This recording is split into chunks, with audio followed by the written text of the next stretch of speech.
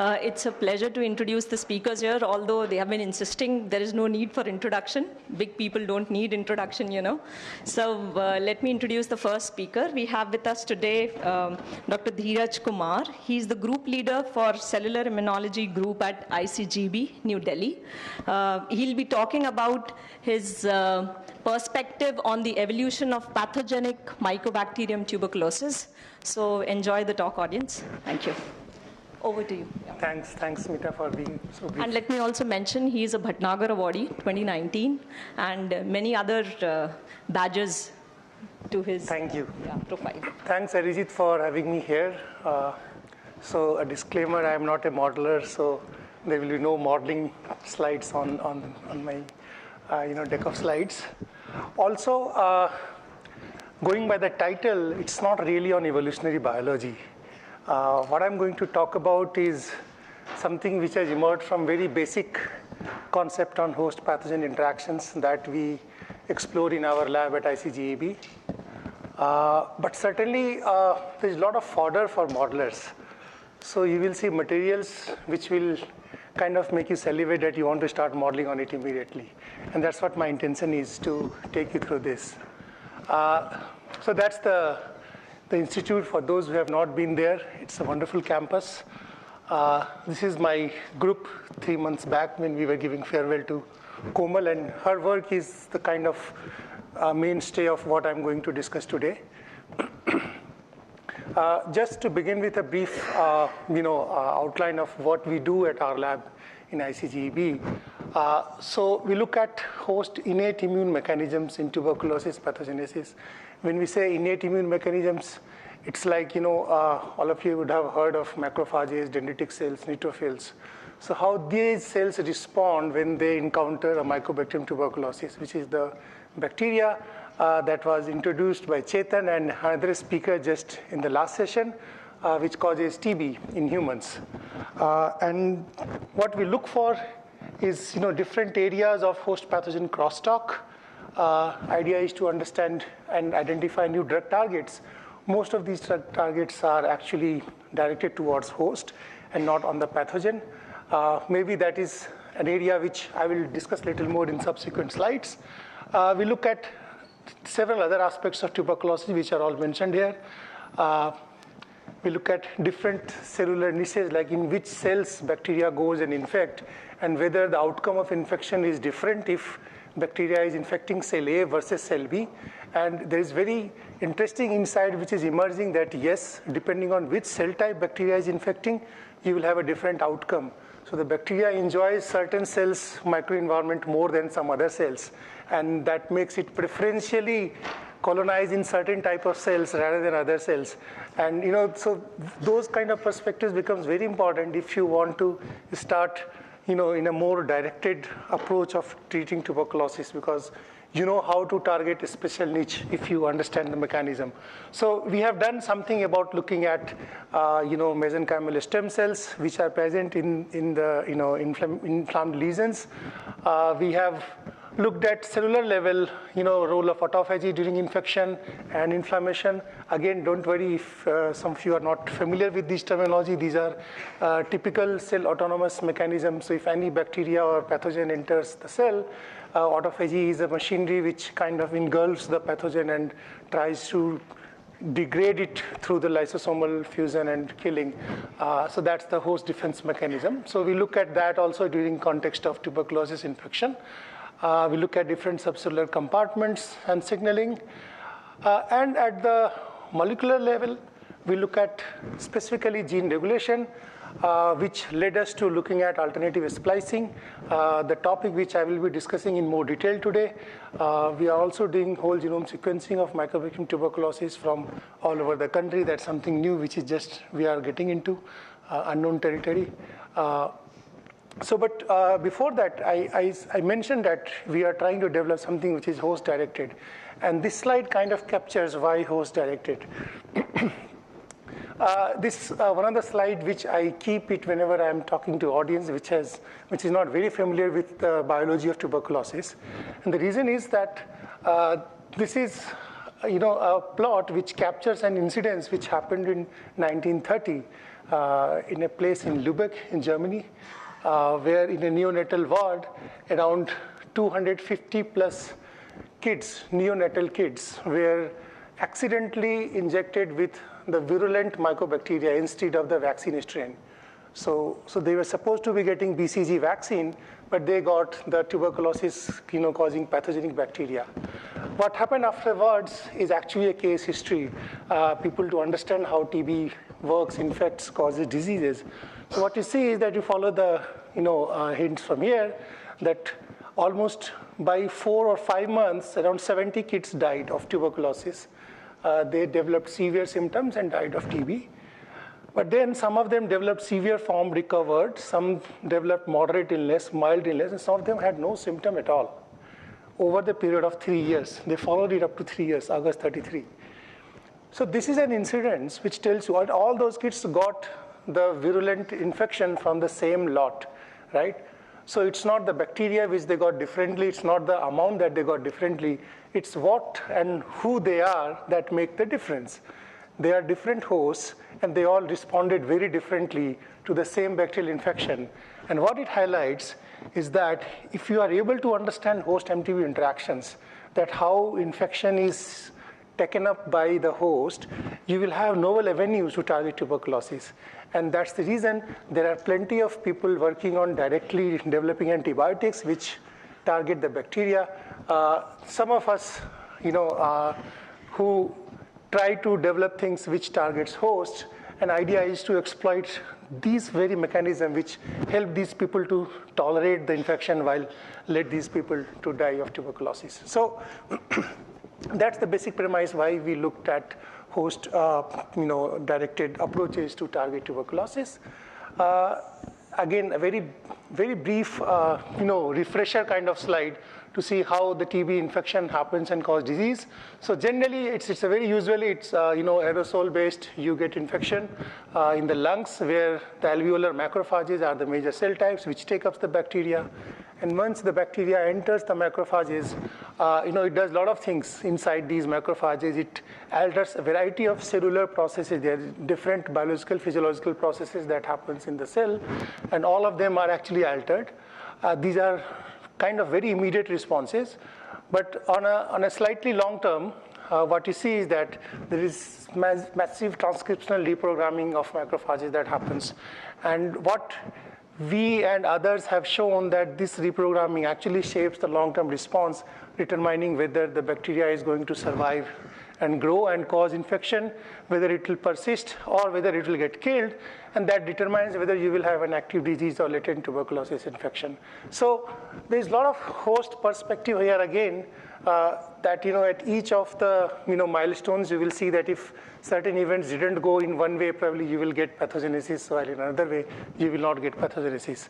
So certainly again highlighting that host physiology plays a very critical role in tuberculosis pathogenesis. So we have been looking at transcriptional reprogramming in macrophages upon MTB infection for a really long time, using different avirulent and virulent infections. But we'll introduce you with something more about the eukaryotic gene expression. Most of you would know about it, who have done the biology 101. That is, the eukaryotic genes are actually discontinuous with exons and introns. They are not like the bacterial genes, which are encoded as one single mRNA, right? So you have different exons, and these exons can be spliced together in a variety of means in different permutation and combination, and that gives rise to proteomic diversity. So from same gene, you can get different kinds of proteins with some overlaps, but yes, they may have very distinct functions. And these distinctive splice variants can impact the protein function. And they can also impact stoichiometry because some of them kind of affects the stability of these proteins. So they may get degraded very fast. They may form, they may not fold properly, and that's why they will get degraded very fast. So these are, and if you look at the human genome and protein coding gene specifically, any gene you pick up, you will find a variety of isoforms given for that gene. They're all splice isoform. And I'm sorry if this is not readable, but the first one, this is certain gene RAB8B. First one is protein coding, which is 4,900 base pair. The second one is also protein coding. It's an isoform that is 504 base pair. Now imagine two protein coding, two proteins emerging from the same gene. One is almost 5 kV length, another is 500 base pair. Certainly, major chunk of functional part is missing from that protein, and that will have an impact on how that protein is going to function when that is expressed during infection. So we had, a long time back, Harun was the student who did this work. We had done some RNA-seq analysis following our earlier exploits with microarray and all. So we did RNA-seq and tried to understand that what kind of, expression changes happen if you infect a host cell with mycobacteria. And we did find massive, patterns of splice variations. So we went on and characterized what kind of splicing happens in the transcripts upon MTB infection. And there are various kinds of splicing which can happen, and these are all named here like alternate 5' splice site, 3' splice site. There are certain mutually exclusive exons. There are cases of intron retention. So what is classified in the databases as introns, they may remain retained after the final splicing event. And when introns are retained, that will have its own consequences. And you can actually characterize, kind of calculate the frequency of different splice variants using different kinds of algorithms. This is just a very simplistic representation of how you can calculate percent splicing index, but there are massive algorithms which are available. You can use that to identify which splice variants are kind of being generated. So in the background, yes, there is certain model which is working on.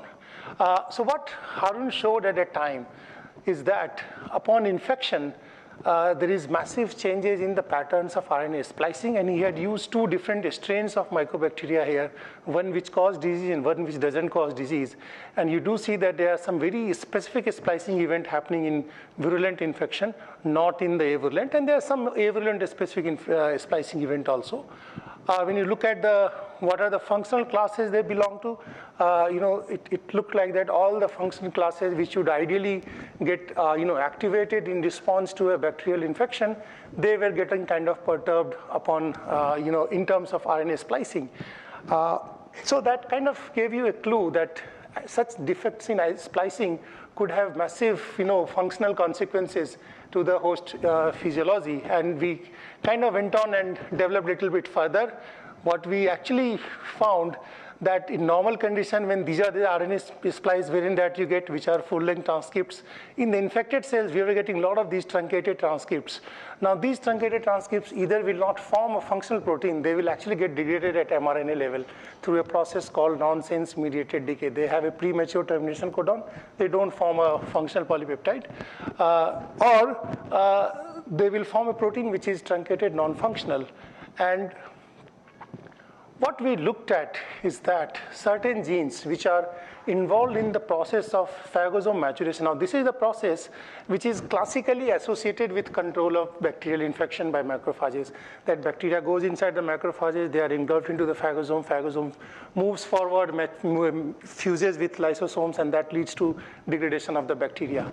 So a lot of important proteins, part of this machinery, were getting alternatively spliced, and some of them were showing this truncated phenotype. So they were not forming functional protein, and we could actually then ectopically express the shorter and longer variants of this particular transcript. Show that actually what happens is that if this is the general host response where you get a splice variant which is full length, that should actually lead to bacterial killing. What bacteria does is truncates this particular splice variant, and that allows it survival. So without getting more dramatic, this is exactly what the bacteria is doing to the host response. This is how your host response looks like. This is what bacteria does to it. And that was the observation that we had a few years back. Of course, that takes us to something more interesting. You all have looked at proteins, and proteins are domains. They can have multiple domains to interact with different proteins and functions differently. This is just one example of SRC kinase, right? It has nothing to do with what I'm going to talk about, but just to highlight what I'm going to talk. It has multiple domains. You can see methylation is for membrane targeting. SH3 allows it to interact with another protein. SH2 allows it to interact with a tyrosine residue of a protein which is phosphorylated. And then there is a kinase domain which will allow phosphorylation of another protein. This kinase domain can be regulated by phosphorylation of its own tyrosine at activating site, and its activity can be blocked by phosphorylation at an inhibitory site. So multiple events can happen in a protein. Now, and there are mechanisms which allow that why these proteins are, these domains are involved in regulating the function of this particular protein. Now imagine through alternative splicing, certain specific protein domains and motifs are either included or excluded as a consequence of that. So what you are looking at is gene level quantification. You are missing out on these finer details, and that will have serious implication of how you interpret the data. And again, taking the same example of RAB8B, which had protein coding 2 genes, one with very long sequence, another with shorter ones, and many ones which don't form protein. You see that there are one gene, many isoforms. Isoforms vary in length, and splicing could impact inclusion, exclusion of protein domains. And what we actually did, we did this analysis on the RNA-seq data that we had in our hand. And what we looked for, we looked at all isoforms, and this analysis was done only on the protein kinases. There are around 1,200 kinases in human genome. So we look at all the isoforms of protein coding kinases, and from PFAM database, you pulled out all the protein domains which is present or expressed in these set of kinases, right? And you rank them, that what is the most frequent domain that you find. Of course, kinase domain will be the most frequent, but what other domains that you find there. And then for each of the gene, we looked at the maximally upregulated isoform, right? So there are multiple isoforms, so whichever isoform is getting maximally upregulated, and then looked for which domains are getting represented there in the maximally upregulated isoform, and what is their frequency. And I mean, I just don't need to worry about everything, but just look at this. SH2 domain, which is ranked 3rd at the whole all gene level, is ranked 6th in the maximally upregulated isoform level. So certainly there are a lot of kinases being formed or upregulated which are lacking SH2 domain. Similarly, SH3 domain. So a lot of other domains for like that. Basically, the idea is that you are missing out on a lot of domains in the maximally upregulated genes, which will have impact on the function of that particular gene. And if you interpret your data based on gene level quantification, you will miss out that this particular functional domain is missing from the expressed variants. And this is just a pictorial representation, graphical representation of the same observation. So there could be discordant protein domain expression due to alternative splicing. So to summarize whatever we discussed so far, MTB infection alters host RNA splicing.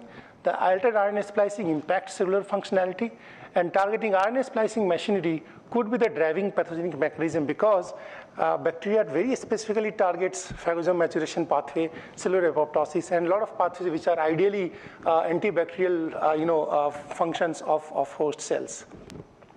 So we next ask the question, how MTB infection alters host RNA splicing. RNA splicing is a very complex process. These are the 2 exons which have to be stitched together to get this, and it involves multiple multi-protein RNA complexes to form, that leads to formation of this spliced mRNA. And our hypothesis was that MTB proteins can actually interact and alter with some of these complexes, and that will lead to altered RNA splicing. Of course, the other question was that how does specificity is achieved? We will have some answer about it, at how specificity is achieved. And this work was done with support from India Alliance, and Komal and Nishad were the guys who did a part of this work. So just basically to begin with, since we were kind of hypothesizing that the MTB secretory proteins are altering host RNA splicing, so we did protein-protein interaction assay between all the bacterial secreted proteins which are known, so that we characterized through another secretome studies, and then all the host splicing related proteins, and we did a yeast-2 hybrid to just look at how many of these are interacting. And we generated, this was done through a high throughput system using robotics, and we come up with a network of protein-protein interaction between host and bacterial proteins, very targeted, because bacterial secretion and host splicing related proteins, you do find a lot of interactions. And we looked at what kind of host proteins are interacting with bacterial proteins. And these are different steps, right from RNA transcription to all the steps of splicing. Almost each steps of proteins showed interaction, including part of these SMN complex and SM core ring, which are very important, which I will show you in subsequent slide. They are very critical role in regulating RNA splicing. So they were showing the interaction. And through a lot of experiments, which I'm not going to talk about, what we showed that the snRNPs, which we talked here, these snRNPs, so all these U1, U2 are snRNPs. They have an snRNA which is bound with multiple proteins. So this snRNP requires biogenesis, and that biogenesis involves the RNA is synthesized in the nucleus. It comes to the cytosol. In cytosol, it interacts with SMN complex. Again, it's a multi-molecular protein, a multi-protein complex, and then allows recruitment of another heptameric ring of SM core. And this together forms snRNP, which goes back to the nucleus and participates in the splicing reaction. What through our studies we found is that bacterial proteins, which are secretory in nature, they are interacting with SMN complex proteins and SM core ring proteins. So what you have is the MTB proteins have access to RNA splicing factors in the cytosol, and they are kind of directly binding with these proteins. So could be sequestering these proteins in the cytosol itself, and thereby depleting the splicing factor so that your splicing reactions may not happen that efficiently. And we actually showed that, and this is how the bacteria is interacting with one of the complex protein, which is SNRP, F is somewhere here in one of these 7 proteins, and the direct interaction between bacteria and those. This is, unseen, unheard of in any host bacterial interaction. In viral interaction, there is something known about it, but in bacteria, there is no report that there could be direct interaction between host splicing factor and and bacteria. But what is known about if there is certain dysregulation of the SMN complex or SM core proteins? In literature, there are a lot of things known about in unrelated field, not in infection. Anything that you do to SMN complex or SM core protein massively alters host RNA splicing. And what we were seeing during MTB infection, we see widespread splicing defect. We see several transcripts showing intron detention. We see transcripts that do not get translated. And all of these events are happening. And what we are also seeing experimentally is that snRNP biogenesis is getting dysregulated. So we know how it is happening during MTB infection. And then through knockout experiments, we did show that it happens. And in mouse model also, you see that there is sequestration of SNRPF in the cytosol in the mouse infection. And also in human samples, we have some data, but we don't need to show that. What is important is that if you knock out this protein, which we identified, one of those proteins which identified made knockout in MTB. So what you see is that those knockout fails to survive well in animal model. This is animal model data. So it's like a virulence factor. If you are able to alter host RNA splicing, you can cause pathogenesis. It's the virulent protein. And that gives you the next idea that how it brings a specificity. Now imagine if a cell is infected with bacteria, what kind of genes the cell will express or increase the expression of. Those all genes will be kind of antibacterial pathway genes, and their transcription will get activated. But because there is defect in the snRNP biogenesis, those are the ones which will also get massively affected because of alternative splicing. And that's how probably it gets specificity. Although this part we still have to prove, we don't have the concrete proof about it. And this whole process, this whole process of snRNP going to the cytosol coming back is actually a quality assurance mechanism. It is conserved right from yeast till higher eukaryotes. And why? Because if snRNP are formed the nucleus, certain immature snRNPs could become part of spliceosome complexes, and that has massive implication on how you recognize the splice junction. So it is a quality assurance mechanism. But what bacteria does, it kind of co-opts this quality assurance mechanism of host and sequesters the snRNP biogenesis components in the cytosol, and thereby depletes the snRNPs in the nucleus, so your splicing is again going to get affected. And that's where we did some analysis to see that what this protein is, what it does in other related bacteria. And you do see that this protein is kind of present in almost all mycobacterial species, with some levels of some sequences absent in another. Here is M. tuberculosis, this third from the last. What was very interesting was that almost all, there are a lot of opportunistic non-pathogenic bacteria in the mycobacterial genera, and there are some pathogenic bacteria. What was very clear is that almost all opportunistic bacteria, this particular protein analog, sorry, there is something, yeah, this particular protein analog encoded for beta jalosydase. Now, what beta jalosydase does, it will allow it to use different carbon sources, right? It has no pathogenic outlook as such. But in pathogenic bacteria, its function is not characterized. It's not known that what is its function. So it looks like that acquisition of this binding to or sequestering the splicing machinery emerged as a means to become pathogenic. So in non-pathogenic, it is being utilized as a source to acquire more carbons from different sources.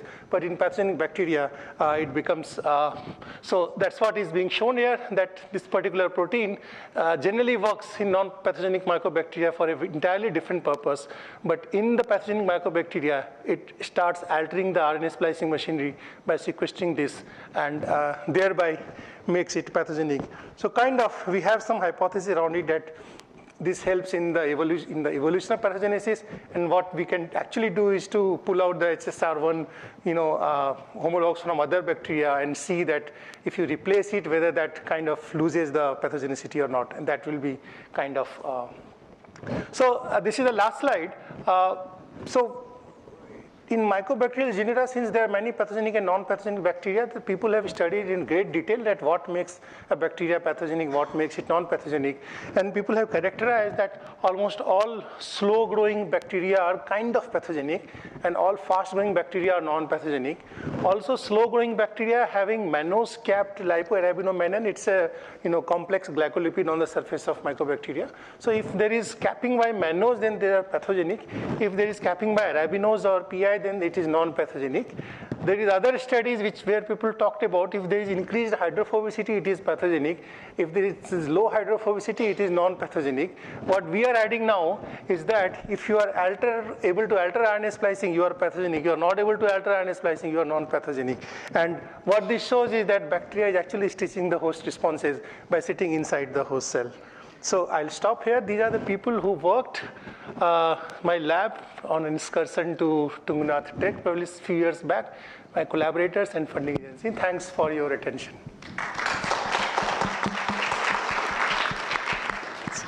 Thank you, Dhiraj, for this wonderful talk. Any questions from the audience? Yes, please.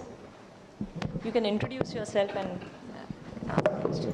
Yeah, I'm Ajay, a PhD student here.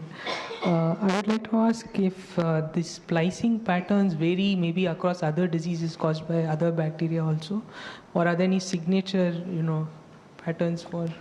So unfortunately for bacterial infection, there is not much known about host RNA splicing. So there was one report using Salmonella, and the only thing that talks about is the list of spliced variants that gets regulated. And there is no mechanistic understanding what happens there. So in viral infection, there is a lot of literature on altering host RNA splicing. But again, nowhere this kind of mechanism is reported. Directly targeting the biogenesis process is something which is not reported during infections. It is reported during the muscular neurotrophy, where you see a loss of certain SMN complex protein. In fact, SMN name is derived from that only, right? So it's known in those chronic conditions, but not in infectious conditions. So there's nothing known about that in other bacterial infection. Any other question? Question from the top. Yes, go ahead. So do you see differences in terms of splicing patterns from the point of view of the MTB, in the sense that when they are, say, in a persister-like state compared to a more sensitive state, do you see differences? So that's a very good question. If there is a persister-like infection, then what happens compared to when there is active acute phase infection? The challenge is that these experiments are done in acute conditions, within 48 to 72 hours of infection. So for having a persister-like population, you have to do a really very elongated phase of experiments and try to generate that condition. I don't know what we'll see, but this particular protein HSR1 is, secreted in huge amount in macrophages. We have generated antibody against it, and when you infect the cells with this bacteria, MTB, you see a lot of this protein in the cytosol, right? So during persistence phase, where bacteria is kind of slowed down, how much secretion is happening will determine how much impact on splicing it will have, right? So that's, we don't have answer for that. Are the factors which affect the specific process known? Because if so, you could relate it back to the host response, the MTB special response program, and then say that their expression should go up with this persistence. So this is regarding the host protein or bacterial protein? Which one you are asking about? So the bacterial protein, in bacteria, there is no function known about it, right? So that's what I was telling. In non-pathogenic bacteria, it is known that it has an enzymatic activity which helps it acquire carbons. But in pathogenic bacteria, it is not characterized. So that particular enzymatic function is lost, and it has acquired some other function, and it looks like the other function is altering host RNA splicing. We can have one more question.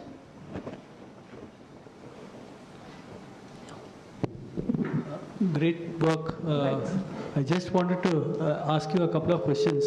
One is, presence of tuberculosis along with HIV, and secondly, also is your group working on the multi-drug resistance part of it? And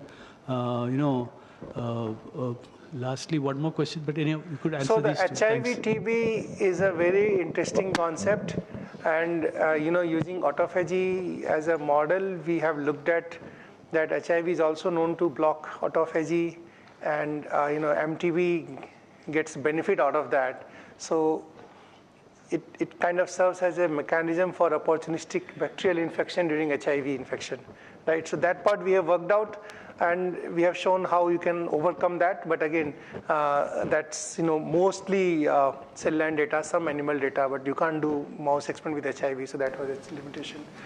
The second question on MDR, this whole business of host-directed therapy is actually targeted against MDR, because the MDR infections or MDR bacteria is drug resistant to, let's say, isoniazid, rifampicin, parazinamide, or ofloxacin, moxifloxacin, different antibiotics. But host dependency still remains, right?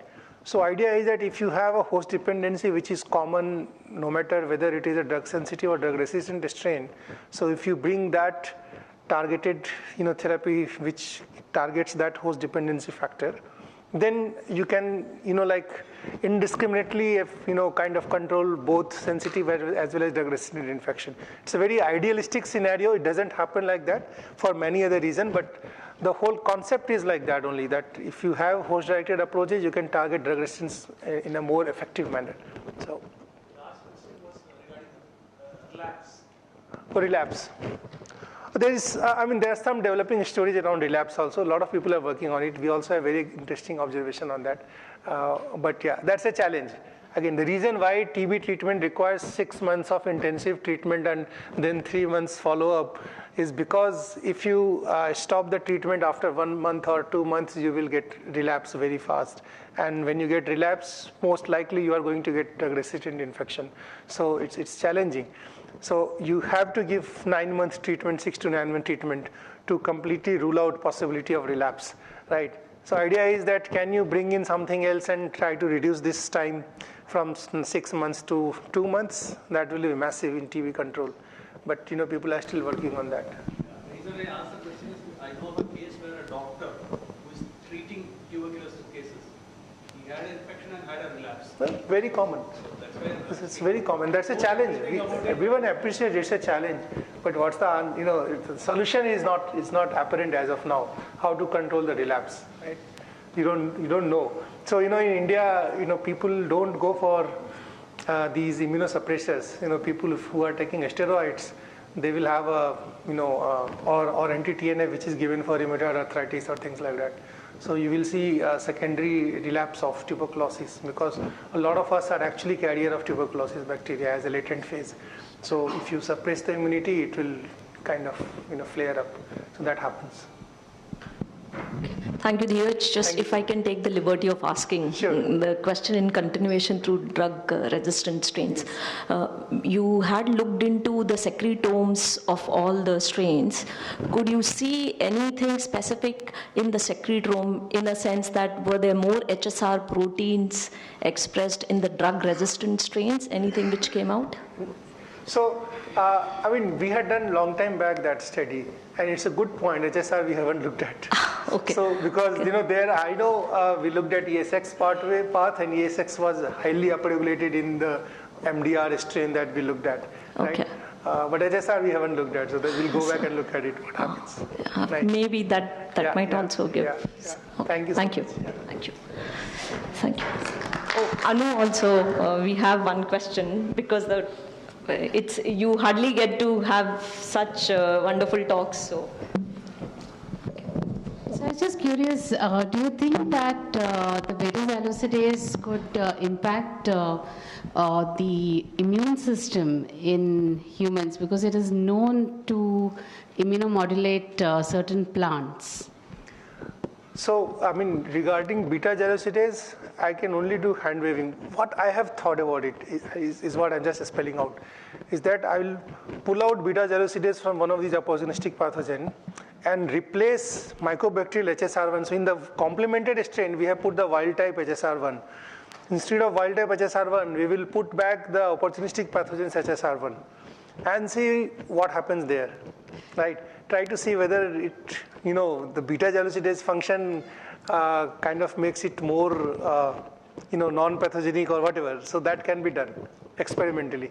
But I don't know because this protein doesn't have glucidase activity. I see. In MTB. In other strains it is, no? In opportunistic it has activity, but in M. marinum and M. tuberculosis and probably M. bovis, all these pathogenic, they don't have well-characterized function. So the enzymatic action activity is lost. So it's kind of evolutionary. So people talk about co-evolution of tuberculosis bacteria with humans.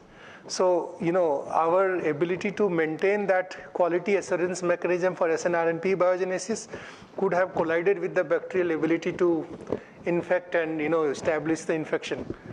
I can just hand wave around that. So, thanks. thank you. Thank you.